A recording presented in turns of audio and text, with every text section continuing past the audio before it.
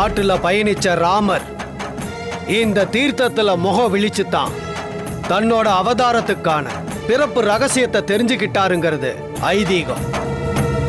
இந்த தீர்த்தத்துல துர்காவை முகம் பார்க்க வச்சா நிஜமாவே அவ துர்கா தானா, இல்ல நாம நினைச்ச மாதிரி அமானுஷ்யமா, இல்ல அவட்டையா, இல்ல வேற ஏதாவதான தெளிவா தெரிஞ்சிரும். இத பத்தி தான் காலையிலே உங்ககிட்ட சொல்ல வந்த மாமா. அப்ப நீங்க கேக்குற நிலைமையிலே இல்ல. ஆனா ஒண்ணு மட்டும் நிச்சயம், இன்னும் உறுதியா சொல்றேன், நம்ம வீட்ல இருக்கிறவ பழைய துர்கா கிடையாது.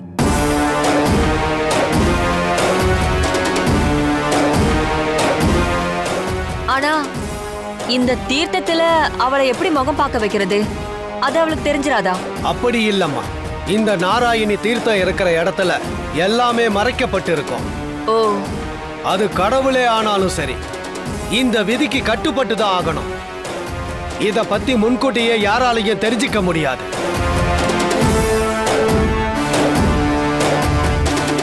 மாமா, இந்த பொறுப்பை என்கிட்ட விட்டுடுங்க.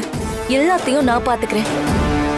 நம்பூதிரி சாமி உதவியோட துர்கா யாருங்கிற ரகசியத்தை கண்டுபிடிச்சு நான் சொல்றேன். சாமி, ஆரம்பத்துல உங்களை பத்தி சரியா தெரிஞ்சுக்காம ஏதோ தெரியாதனமா பேசிட்டேன். எல்லாத்துக்கும் நான் மன்னிப்பு கேட்டுக்கிறேன். இப்போ உங்க மேல ஒரு அதீதமான நம்பிக்கை வந்திருக்கு. துர்கா பத்தின ரகசியத்தை கண்டுபிடிச்சு சொல்லிட்டீங்கன்னா அது எங்களுக்கு மிகப்பெரிய உதவியா இருக்கும்.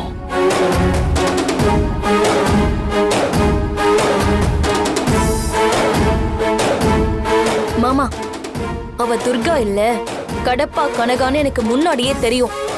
ஆனா அத உங்ககிட்ட நேர்ல சொல்ல முடியல. அவ யாருங்கறத உங்களுக்கு தெரியப்படுத்ததான் இந்த ஏற்பாட்டையே பண்ணிருக்கேன். கனகா என்னை எவ்வளவு பாடுபடுத்திருக்கா தெரியுமா? அவளை நிரந்தரமா விரட்டி அடிக்கதான் இந்த மாஸ்டர் பிளானிங். சாமி, நாங்க காலையிலேயே வீணா சொல்றத கேட்டிருந்தா எங்களுக்கு எவ்வளவு பெரிய அலைச்சல் இருந்திருக்காது.